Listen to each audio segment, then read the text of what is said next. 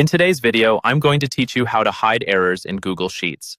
If you've ever worked with Google Sheets, you know that encountering errors is a common occurrence, especially when dealing with complex functions and calculations. These errors, while informative, can sometimes clutter your spreadsheet, making it difficult to focus on the data that matters. Don't worry though, I'm here to guide you through a simple process to neatly tuck away those pesky errors so your data can be presented more cleanly and effectively.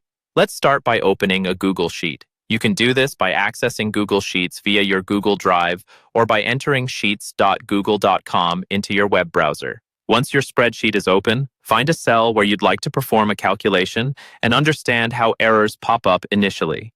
Click on that cell to select it. This is your starting point to input formulas and test out the error handling techniques we'll be using. Now, to illustrate how errors can initially show up, let's take an example. Click on cell C2 in your sheet and type in the formula equals A2 plus B2. This formula simply adds the values of cells A2 and B2. But sometimes, if one of those cells is empty or contains text that isn't recognized as a number, you might see an error like #value appear in cell C2. This isn't a problem, but it can certainly look cluttered and may distract from your data analysis. To make this error disappear, we'll use a helpful function called iferror. Move to cell C3 and click to select it. In C3, type in the formula equals iferror, open, parenthesis A3 plus B3, close parenthesis. What this function does is simple yet powerful.